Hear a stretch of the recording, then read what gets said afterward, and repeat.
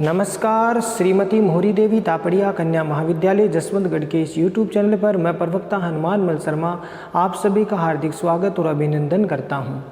प्यारे विद्यार्थियों, जैसा कि मैंने बताया पिछले वीडियो में, आपका जो पाठ था सूर्यकांत त्रिपाठी निराला जी का, जो बादल राग से संबंधित जागो फिर एक बार संबंधित जो कविताएँ थी हमने ली थी, वो जो है पूर्ण हो चुका है। अब अगला पाठ हम लेंगे आज, जो प्रकृति के जो सुकुमार कवि माने जाते हैं, ठीक है ना, छायावादी कवि ये भी हैं, प्रसाद पंत और निराला, और आपके महादेव वर्मा, जो कि प्रमुख छायावाद जो शैली है या छायावाद के प्रमुख आधार स्तंभ माने जाते हैं।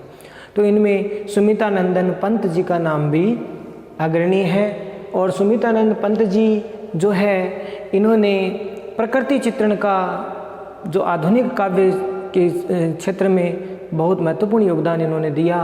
प्रकृति के चितेरे कवि माने जाते हैं सुमितानंदन पंत जी। तो चलिए प्यारे विद्यार्थियों, आज हम सुमितानंदन पंत जी द्वारा रचित कविता नौका विहार शीर्षक से जो है इनके पदों की व्याख्या हम करेंगे।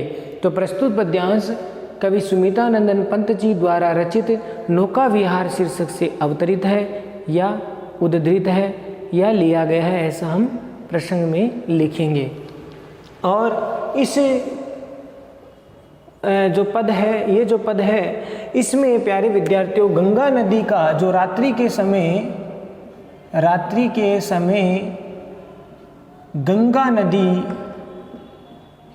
गंगा नदी के सौंदर्य का वर्णन इसमें किया गया है। ठीक है, गंगा नदी की छटा, सौंदर्य की छटा इसमें बिखेरी गई है। किस प्रकार से गंगा नदी के आसपास का क्षेत्र है वो रात्रि के समय सुहावना लगता है, सुंदर लगता है, तो इसका चित्रण इसमें अभिव्यंजित किया गया है। तो गंगा नदी के तट के जो सौंदर्य है उसका भाव व्यंजित इसमें किया गया है।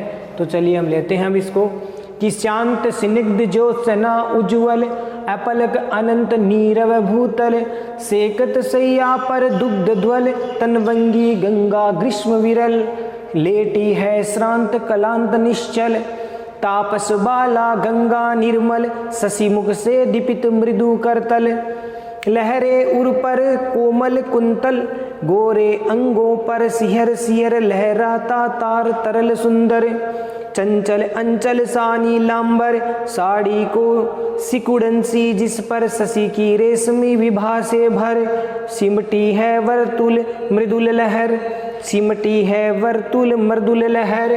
तो यहाँ पर प्यारे विद्यार्थियों गंगा नदी का जो पावन किनारा है, तट है, गंगा नदी की सौंदर्य का जो वर्णन है वो इसमें किया गया है। ठीक है, तो यहाँ आसपास जो किस प्रकार से प्राकृतिक जो सौंदर्य है गंगा नदी के आसपास का, वो इसमें चित्रित किया गया है। ठीक है प्यारे विद्यार्थियों, तो अब हम इसको देखते हैं। शांत का अर्थ शांत है, ठीक है ना, एकदम चुप शांत। और स्निग्ध का अर्थ होता है कोमल चिकना, ठीक है ना। और ज्योत्सना का अर्थ होता है आपके चांदनी।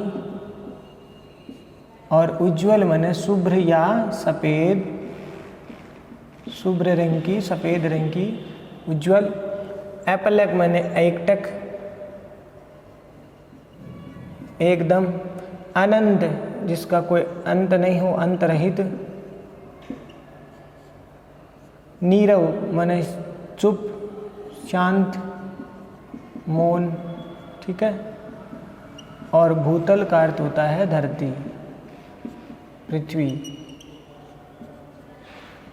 सेकत का अर्थ होता है रेत राशि, रेत के कण। जो गंगा नदी के आसपास की जो रेत है तो रेत राशि हो गई,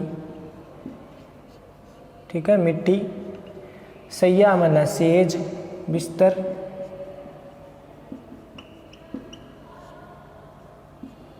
दुग्ध ध्वल का अर्थ होता है प्यारे विद्यार्थियों दूध के जैसा, दूध के जैसा या दूध के समान। ध्वल का अर्थ होता है सफ़ेद, श्वेत, ठीक है ना, श्वेत सफ़ेद। तनवंगी का अर्थ होता है कोमल अंगों वाली, कृशांगी जिसके अंग पतले हो, कोमल हो, ठीक है ना, कोमल अंगों वाली, वो इसका अर्थ हो गया सुंदरी गंगा। तो गंगा को यहाँ पर प्यारे विद्यार्थियों एक सुंदरी के रूप में या नायिका के रूप में उपमित किया गया है। और ग्रीष्म विरल यानी गर्मी में जो है, विरल का अर्थ यहाँ पर कम जल वाली, ये इसका अर्थ हो जाएगा कम जल वाली। जो गर्मी में कम जल वाली गंगा नदी है वो लेटी है, सोई हुई है,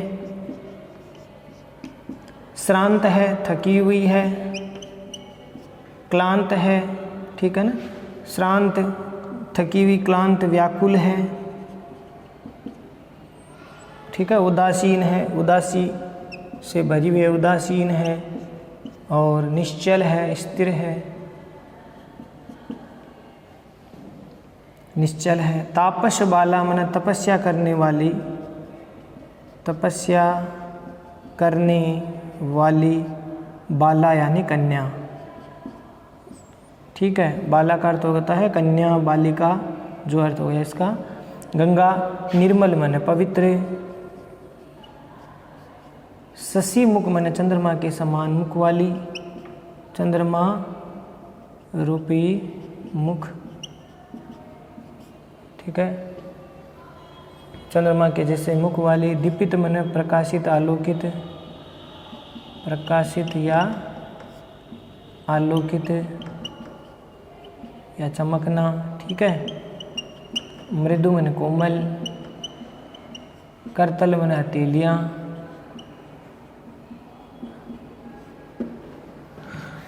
लहरे मन लहरे तरंगे, उर मन हृदय, पर कोमल कुंतल, कोमल कुंतल मन बाल, कुंतल मन बाल। गोरे अंगों पर, गोर वर्ण के अंगों पर, शिहर शिहर मन बार बार जो है, बार बार, शिहर शिहर, लहराता तार तरल सुंदर। जो धागों रूपी जो तारे, तार का अर्थ हो गया धागे, जो सुंदर धागों से, पतले धागों से सुंदर वर्ण का जो वस्त्र है वो पहन रखा है। चंचल, अचल, आंचल, शाह, नीलांबर माने नीला आकाश रूपी वस्त्र है, नीला आकाश रूपी वस्त्र हो गया ये, ठीक है प्यारे विद्यार्थियों। नीलांबर का अर्थ हो गया नीला अंबर, नीला वस्त्र, और नीला यहाँ पर कौन सा हो गया, नीला आकाश रूपी वस्त्र। साड़ी की सिकुड़न सी, सिकुड़न सी सलवटों सी, ठीक है, सलवटें सी, जिस पर शशि की रेशमी विभा, विभा मन चमक, आभा, कांति, ठीक है, चमक, कांति, आभा। शशि के मन चंद्रमा के समान या चंद्रमा से वो चमकीली, रेशम किसी, रेशमी, रेशम की, रेशमी जो वस्त्र होता है उससे वो भर रही है, व्याप्त हो रही है, व्याप्त हो रही है। सिमटी है, वर्तुल, वर्तुल का अर्थ प्यारे विद्यार्थियों गोलाकार होता है, गोलाकार, गोल गोल लहरें उठ रही है ऐसे। मृदुल माने कोमल, लहरें, लहर। अब देखिए प्यारे विद्यार्थियों अब इसका अर्थ देखते हैं। तो मैंने कहा जो सुमितानंद पंत जी है वो प्रकृति के चितेरे कवि माने जाते हैं, और उन्होंने गंगा नदी के जो तट का सौंदर्य का वर्णन इसमें किया गया है, किस प्रकार से गंगा नदी है वो सुंदर लग रही है रात्रि के समय। तो रात्रि कालीन जो गंगा नदी का जो तट है वो किस प्रकार से सुंदर, प्रकृति से भरपूर वो लग रहा है, प्राकृतिक जो सौंदर्य उससे भरपूर लग रहा है। और उसका एक तरह से यहाँ पर जो गंगा नदी को एक नायिका की तरह उपमा दी गई है, तो नायिका की तरह उपमित किया गया है। तो चलिए प्यारे विद्यार्थियों अब हम इसका अर्थ देखते हैं।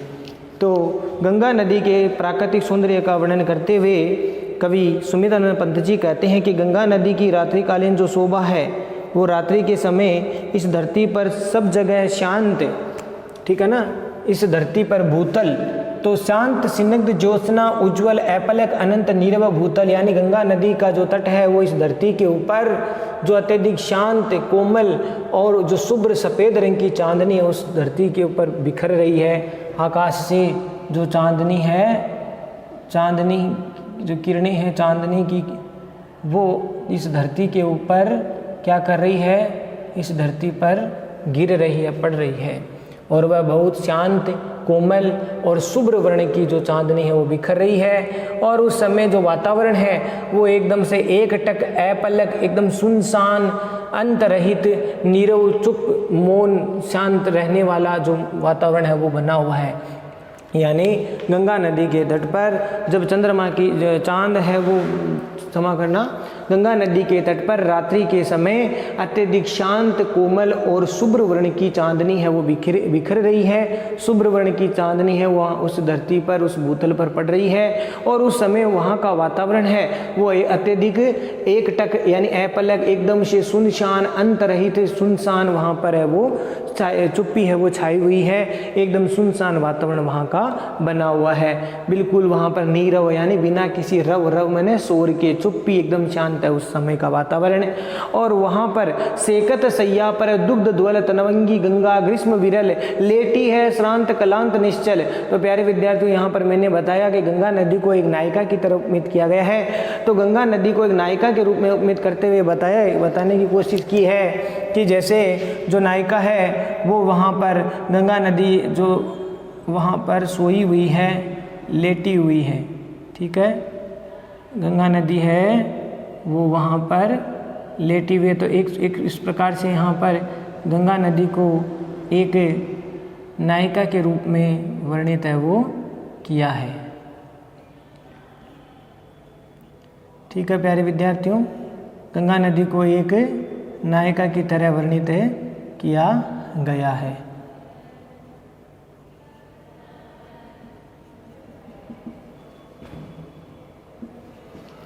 तो उस समय जब चांदनी रात्रि के समय जब किरणें पड़ रही है उस धरती पर, तो सेकत मैंने रेत राशि की सैया मैंने बिस्तर पर उस गंगा नदी के तट पर दूध के समान सफ़ेद चंद्रमा की जो किरणें हैं वो उस रेत राशि के बिस्तर पर पड़ रही है। अर्थात वो जो रेत राशि है, अर्थात गंगा नदी के तट की जो रेत है उस चांदनी से दूध के समान सफ़ेद वो जगमगाहट कर रही है या चमक रही है। दूध के समान सफ़ेद, उपमा देखो, दूध के समान सफ़ेद। और सेकत सैया पर यानी रेत का जो तट है वो दूध के समान है, वो सफ़ेद उसकी बिस्तर है पर वो गंगा नदी जो कृष्णांगी यानी जो सुंदर तनवंगी गंगा, जो अत्यधिक कम जल वाली, गर्मी में अत्यधिक कम जल वाली उस जो सुंदरी है कृष्णांगी, तनवंगी यानी कृष्णांगी जो सुंदरी जो नायिका है वो गंगा नदी की रूपी जो नायिका है वह वहाँ पर लेटी है, श्रांत मन थकी हुई, व्याकुल और स्थिर होकर के वहाँ पर लेटी हुई लग रही है। तो प्यारे विद्यार्थियों, यहाँ पर गंगा नदी को एक नायिका की तरह उपमित किया गया है। चांदनी रात्रि है, उज्ज्वल शुभ्र प्रकाश वहाँ पर पड़ रहा है और उसके कारण वहाँ पर दूध के समान सफ़ेद बिस्तर के ऊपर, रेत के बिस्तर पर जो है गंगा नदी रूपी जो नायिका है वो वहाँ पर जो थकी हुई, व्याकुल और स्थिर भाव से लेटी हुई है। और तापस बाला गंगा निर्मल शशि मुख से दीपित मृदु करतल लहरे उर पर कोमल कुंतल। अब देखिए वो गंगा नदी वहाँ पर ऐसा लगता है कि जैसे कोई तपस्या करने वाली कोई कन्या अपने पवित्र भाव से वहाँ पर अपने चंद्रमा के समान मुख वाले मुख से, चंद्रमा रूपी जो मुख है उसका, उस चंद्रमा रूपी मुख से वो दीपित यानी प्रकाशित, आलोकित कर रही है मृदु कोमल हथेलियों से। अपने हाथों की जो हथेलियां हैं वो किस प्रकार से प्रतिबिंबित हो रही है, ऐसा लगता है जैसे चंद्रमा रूपी मुख के ऊपर वो अपने दो हथेलियों से प्रकाशित है वो कर रही है, कोमल हथेलियों से वो अपने प्रकाश है वो कर रही है। तो इस प्रकार से यहाँ पर भाव व्यक्त हुआ है। ठीक है, तो इस प्रकार से यहाँ पर गंगा नदी को एक नायिका की तरह उपमित किया गया है। और वह गंगा नदी पवित्र तापस यानी तपस्या करने वाली कन्या जैसी लग रही है। तापस बाला गंगा निर्मल, वह पवित्र तपस्या करने वाली बालिका के समान या कन्या के समान लग रही है। और उस समय प्यारे विद्यार्थियों उसके चंद्रमा रूपी जो मुख है से कोमल जो लहर रूपी हथेलियां हैं वो प्रकाशित हो रही है। कोमल जो लहर रूपी हथेलियां कौन सी है, ये लहर रूपी जो हथेलियां हैं, इस लहर रूपी हथेलियों से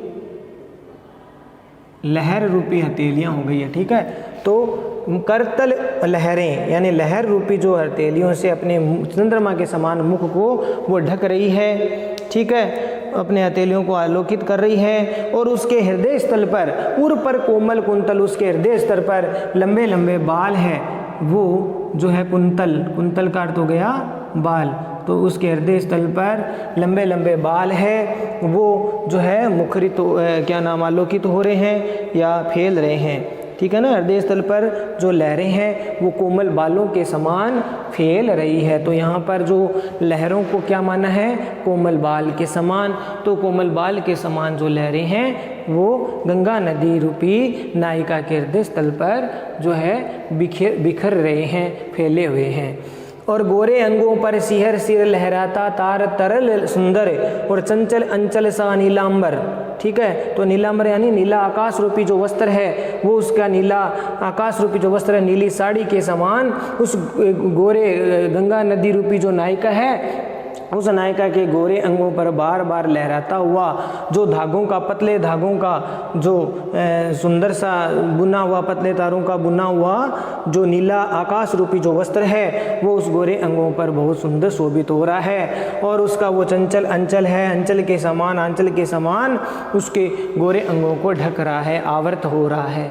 तो प्यारे विद्यार्थियों, यहाँ पर गंगा नदी ने जो साड़ी पहन रखी है या जो अंचल जो पहन रखा है वो क्या है, नीले आकाश रूपी वस्त्र का जो है साड़ी है या वस्त्र है वो कोमल धागों रूपी तार तरल सुंदर यानी लहराते हुए कोमल तारों से युक्त धागों से बुना हुआ जो नीला आकाश रूपी वस्त्र है उसने अपने गोरे अंगों पर ढक रखा है या पहन रखा है, ठीक है ना। और वह उसके गोरे अंगों पर क्या कर रहा है, बार बार लहराता हुआ लग रहा है उस गंगा नदी रूपी नायिका पर। तो इस प्रकार से वह नायिका जो है गंगा नदी रूपी नायिका वो बहुत सुंदर प्रतीत हो रही है और इस प्रकार से उसके गोरे अंगों पर पतले नीले वस्त्रों से वो ढकी हुई है। तो यहाँ पर पतले नीले वस्त्र यानी नीलांबर, नीला वस्त्र है वो धारण कर रखा है। और साड़ी की सिकुड़न सी जिस पर शशि की रेशमी विभा से सिमटी है वर्तुल मृदुल लहरें, और उस समय गंगा नदी पर जो गोलाकार लहरें उठ रही है वो बड़ी कोमल लहरें जो ऐसे गोल गोल है वो लहरें उठ रही है गंगा नदी के पानी में। तो उस गंगा नदी के पानी में गोल गोल लहरें उठ रही है, वो इस प्रकार से लग रही है जैसे कोई वह जो नीली साड़ी उसने पहन रखी है गंगा नदी ने, वो नीली साड़ी की सिकुड़न सी सलवटों सी जिस पर शशि की रेशमी विभा से उस पर चंद्रमा की जो चांदनी की किरणें हैं, चंद्रमा की जो किरणें हैं वो रेशम की विभा या कांति से भर रही है, ठीक है ना। तो यहाँ पर जो है गोलाकार जो करती है वो उस चंद्रमा जो नायिका की क्या है उस सलवटों के समान वो लग रही है, साड़ी की सलवटों के समान है वो लग रही है। उपमा दी है, देखिए, साड़ी की सिकुड़न सी जिस पर शशि की रेशमी विभा से भर सिमटी है वर्तुल मृदुले लहर। तो वह गोलाकार जो लहरें उठ रही है वो गोलाकार लहरें, कोमल जो लहरें हैं वो इस प्रकार से लग रही है जैसे मानो नीली साड़ी पहन रखी हो और उस साड़ी की सिकुड़न या सलवटें पर चंद्रमा की शुभ्र जो कांति या लहर है, चंद्रमा की जो शुभ कांति या जो किरणें या चांदनी है वो उससे भर रही है, व्याप्त हो रही है। तो इस प्रकार से इसका अर्थ हो गया, ठीक है प्यारे विद्यार्थियों। तो इस प्रकार से यहाँ पर वह जो गंगा नदी रूपी जो नायिका है वो नायिका नीले रंग की साड़ी पहन रखी है और वह इस प्रकार से जो चंद्रमा की चांदनी किरणों से आभित होकर के, आलोकित होकर के बहुत शोभा प्राप्त कर रही है। तो आशा करता हूँ ये पद आपको समझ में आ गया होगा।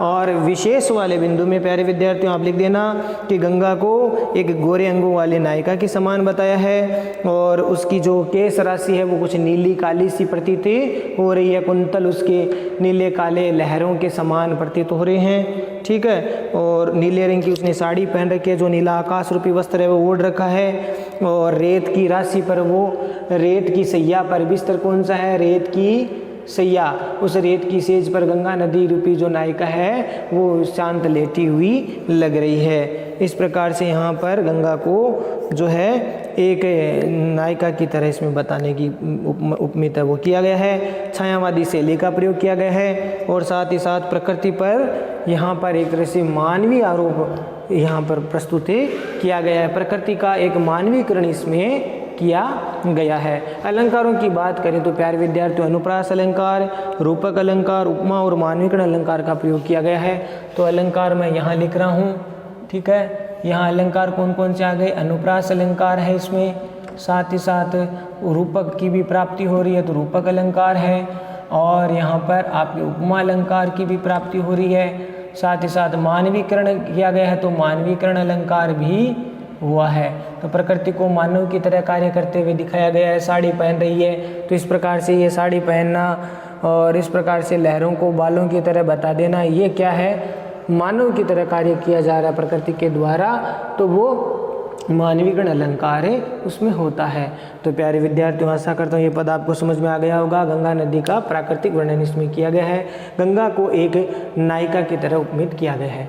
चांदनी रात का प्रथम पहर, हम चले नाव लेकर सतवर, सिकता की सस्मित सीपी पर मोती की ज्योत्सना रही विचर, लो पाले चढ़ी उठा लंगर, मृदु मंद मंद मंथर मंथर लघुतरणी हंसी नीसी सुंदर, तिर रही खोल पालों के पर, निश्चल जल के सुचि दर्पण पर, बिंबित हो रजत पुलिन निर्भर, दुहरे ऊंचे लगते क्षण भर, काला कांकर का राज भवन, सोया जल में निश्चित प्रेमन, पलकों पर वे भव स्वप्न संघन, पलकों पर वे भव स्वप्न संघन। तो इसमें प्यारे विद्यार्थियों गंगा नदी के तट का तो सौंदर्य का वर्णन तो किया ही गया है, साथ ही साथ इसमें जो काला कांकर का जो राजभवन है उसका जो अतीत का जो वैभव है, उस वैभव का प्रतिबिंब है वो इसमें गंगा नदी के तट पर पड़ता हुआ दिखाई दिया है। ऐसा व्यंजित भाव व्यंजित किया गया है। कहने का तात्पर्य है कि काला कांकर का जो राजभवन का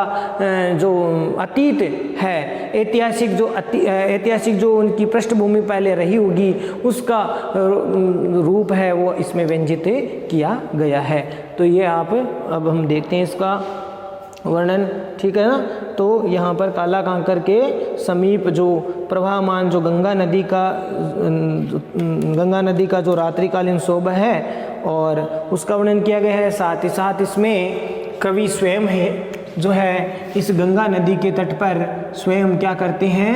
नौका विहार कर रहे हैं। तो नौका विहार का वही वर्णन इसमें किया गया है कि किस प्रकार रात्रि में जो है कवि वहाँ नौका विहार करते हैं गंगा नदी में। तो इस प्रकार से नौका विहार का भी वर्णन इसमें किया गया है, ठीक है। तो नौका विहार का वर्णन है। काला कांकर का ऐतिहासिक पृष्ठभूमि का चित्रण भी किया गया है और इसमें गंगा नदी के सौंदर्य का वर्णन किया गया। चांदनी रात का प्रथम पहर, पहला पहर बीत गया और हम चले नाव लेकर सत्वर, सत्वर मने शीघ्र ही, शीघ्रता से जल्दी से हम चले, और सिकता मने मिट्टी का कण, मिट्टी की जो कहा है मिट्टी की राशि या समूह है, ठीक है ना, रेत राशि कह सकते हैं। और सस्मित का अर्थ होता है सुंदरता, सौंदर्य, चमकना, चमकना। सीपी आप जानते ही हो, सीपी जिसमें मोती होता है, मोती की ज्योत्सना, ज्योत्सना मने चमक, किरण। रही विचर, विचर मने फैल रही है या आलोकित हो रही है, आलोकित हो रही है। और लो पाले चढ़ी उठा लंगर, लंगर जो नाव में लगाने का, पाल बांधने का जो स्तंभ होता है, खंभा होता है, जो भी है। तो इस प्रकार से जो लहरों को रोक उनके अनुसार चलने पर हवा के साथ में चलने के लिए जो होते हैं पाल और लंगर। मृदु मन कोमल, मंद मंद, धीमे धीमे, धीरे धीरे, मंथर मंथर, हल्के हल्की गति के साथ, धीरे धीरे गति के साथ। लघु मन छोटी, तरणी का अर्थ होता है नाव, नाव। हंसिनी मन हंसिनी के समान उपमित किया गया है नाव को किसके समान उपमित किया गया है प्यारे विद्यार्थियों? इस नाव को हंसिनी की तरह उपमित किया गया है। नाव को हंसिनी के समान सुंदर तिर रही है, तैर रही है। तिर रही का मतलब होता है तैर रही है। खोल पालों के पर का अर्थ हो गया पंख, ठीक है ना। यहाँ पर का अर्थ होता है पंख। तो उन पंखों को खोल करके वो नाव तैर रही है। निश्चल मन निस्तिर, धीरे धीरे। निश्चल जल के सूची, सूची का अर्थ होता है स्वच्छ पवित्र, स्वच्छ या पवित्र। दर्पण मन दर्पण शीशा, पर बिंबित मन प्रतिबिंबित, प्रतिबिंबित। रजत का अर्थ होता है चांदी, और पुलिन का अर्थ यहाँ पर तट से हैं, ठीक है ना। जो चांदी का जो तट है या रेतीला जो तट है उसके लिए आया है यहाँ पर रेतीला तट। दुहरे मन दोनों, दुहरे का अर्थ होता है दोनों। ऊंचे लगते हैं क्षण भर के लिए, थोड़े समय के लिए। काला कांकर का राजभवन, सोया जल में निश्चित। प्रमन मन प्रसन्न चित्त, प्रसन्न चित्त, प्रसन्न चित्त। और पलकों पर वैभव, वैभव संपदा। संगन मन गहरी घनी, सपने के समान। तो प्यारे विद्यार्थी अब इसका अर्थ देखते हैं। तो चलिए प्यारे विद्यार्थियों अब इसका अर्थ देखते हैं कि चांदनी रात का प्रथम पहर था। इसमें बताया है कि कवि है वो सुमित्रानंद पंत जी है। इसमें जो है चांदनी रात का पहला पहर था और उसमें हम सब नाव लेकर के शीघ्रता से जो रात्रि के समय गंगा नदी का भ्रमण करने जा रहे थे, ठीक है। तो चांदनी रात का पहला पहर था और उसमें हम नाव लेकर के शीघ्रता से उस रात्रि के समय गंगा नदी का भ्रमण वो कर रहे थे, यानी नौका विहार कर रहे थे। सिकता की सस्मित सीपी पर मोती की ज्योत्सना रही विचर लो, पाले चढ़ी उठा लंगर। और जब हम नाव लेकर के चले तो उस समय जो चांदनी रात थी, तो चांदनी रात्रि से गंगा नदी के तट की जो मिट्टी थी वो इस प्रकार से चमक रही थी। उसका सौंदर्य, मिट्टी का जो सौंदर्य था वो इस प्रकार से आलोकित हो रहा था, जिस प्रकार से जैसे सीपी का मुख खुलने पर मोती की ज्योति है, मोती की जो ज्योत्सना या किरणें या चमक है वो जिस प्रकार से फैल जाती है या आलोकित हो जाती है, ठीक उसी प्रकार से गंगा नदी के तट की जो रेत राशि है वो चंद्रमा की किरणों से प्रकाशित हो रही थी, आलोकित हो रही थी। और फिर हमने अपने नाव में पाले चढ़ी उठा लंगर, और हमने नाव पर अपने पाले चढ़ा ली, लंगर है वो उठाया, अर्थात नाव की हवा के जो साथ साथ है वो किस प्रकार से चलाने के लिए जो नाव पर लंगर और पाले हैं वो चढ़ा दी। मृदु मंद मंद मंथर मंथर लघुतरणी हंसिनी सी सुंदर। यहाँ पर नाव को हंसिनी के समान बताया है कि उस गंगा नदी में है। रात्रि के समय जब नौका विहार कर रहे थे उस समय मृदु मंद मंद मंत्र गति से वह धीरे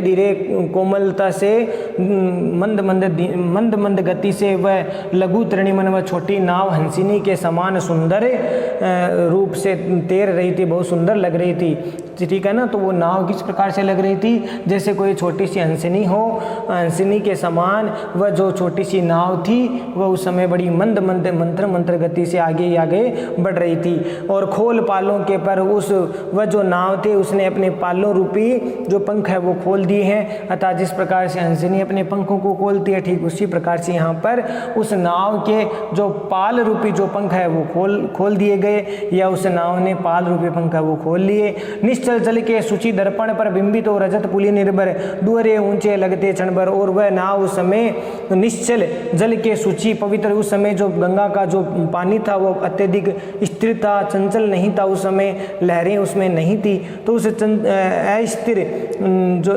क्षमा करना स्थिर जो जल था उस स्थिर जल की सूची मन पवित्र दर्पण के समान उस पर बिंबित हो रहा था, रजत पुलिन पर, यानी जो उसके चांदी के समान जो उसका रेत का जो तट था वो तट चांदी के समान रेतीला तट है वो उस गंगा नदी के पर गंगा नदी के पानी में प्रतिबिंबित हो रहा था। निश्चल जल के सूची दर्पण पर बिंबित हो रजत पुलिन, यानी गंगा नदी के तट के आसपास जो रेत का जो समूह था या जो रेतीला तट था वह उस पानी में स्वच्छ दर्पण की भांति उस गंगा नदी के तट में प्रतिबिंबित हो रहा था। और उस समय दुअरे ऊंचे लगते थे क्षण भर, और धीरे धीरे ऐसा लग रहा था कि जैसे कुछ समय बाद क्षण भर के लिए दोनों जो तट है वो कुछ ऊंचे ऊंचे से लग रहे थे। दुअरे ऊंचे लगते क्षण भर के लिए वो दोनों जो तट है वो ऊंचे लग रहे थे।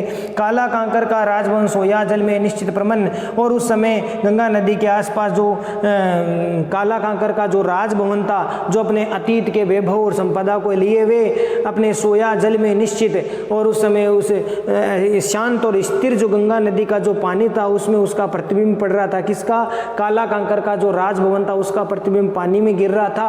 और वो उस समय ऐसा लगता जैसे सोया जल में निश्चित वह काला कांकर है, जो काला कांकर का जो राजभवन है वो प्रतिबिंबित उस पानी में हो रहा था। ऐसा लग रहा था जैसे कोई स्थिर पानी में स्वच्छ जो दर्पण के समान जो पानी था उसमें ऐसा लग रहा था जैसे राजभवन है वो सोया हुआ था, निश्चिंत बड़ा प्रसन्नचित होकर के वहाँ पर लेटा हुआ है, सोया हुआ है उस गंगा नदी के पानी में। और पलकों पर वे वो स्वप्न, और वो सो करके उसकी पलकों में, उसके आँखों में, उसकी पलकों में अपने अतीत का जो वैभव था, अतीत का जो इतिहास की जो विरासत उन्होंने धारण कर रखी थी, वो वैभव संपदा उसके गहरे सपने में वो खोया हुआ था। यानी राजभवन का जो अतीत था उस अतीत के वैभव संपदा को याद करते वो काला कांकर का जो प्रतिबिंब पानी में गिर रहा था वो ऐसा लग रहा था कि जैसे शांत चित होकर के वह सोया हुआ है और अपनी पलकों में जो है गहरे स्वप्न है वो अतीत के देख रहा है, वैभव संपदा के सपने हैं वो देख रहे हैं। तो प्यारे विद्यार्थियों ये तो था इसके पद का भाव। आशा करता हूँ वो समझ में आ गया होगा। और इस प्रकार से वह शांत निश्चल भाव से वो पानी है वो उसमें जो है उसका प्रतिबिंब पड़ रहा था राजभवन का। और विशेष वाले पॉइंट में प्यारे विद्यार्थियों आप लिख देना कि रात्रि में गंगा के प्रवाह का तथा उसमें नौका विहार का आकर्षक चित्र इसमें उभारा गया है। रात्रि के समय गंगा नदी के जो प्रवाह का वर्णन किया गया है, साथ ही जो गंगा नदी जो नौका विहार है उसका चित्रण इसमें किया गया है। और अलंकारों में आप अनुप्रास और साथ ही साथ आप रूपक, उपमा और मानविक अलंकार का इसमें प्रयोग किया गया है। यहाँ पर अलंकार है वो लिख देना, ठीक है। अलंकार यहाँ पर लिख रहा हूँ प्यारे विद्यार्थियों। अनुप्रास अलंकार हो गया और साथ ही साथ रूपक अलंकार की प्राप्ति हो रही है। उपमा अलंकार है, हंसिनी के समान माना तो उपमा अलंकार हो गया, ठीक है। और मानवीकरण, प्रकृति को मानव की तरह काम करते हुए दिखाया गया तो मानवीकरण अलंकार भी इसमें आया है। तत्सम तद्भव शब्दावली से युक्त रचना, ध्यान रखना तत्सम शब्दावली से युक्त रचना है। और छायावादी शैली का प्रयोग इसमें किया गया। छायावादी कवि है तो छायावादी शैली का प्रयोग इस कविता में किया गया है। तो आशा करता हूँ ये दोनों पद आपको समझ में आ गए होंगे। आज के लिए प्यारे विद्यार्थियों बस इतना ही। अगले वीडियो में फिर हाजिर होंगे सुमितानंद पंत जी के आगे के पदों को लेकर के। तब तक के लिए चैनल को लाइक, शेयर और सब्सक्राइब कीजिए। हिंदी की इन व्याख्याओं को पढ़िए, नोट्स बनाइए, याद करिए। जय भारत, जय हिंदी, धन्यवाद।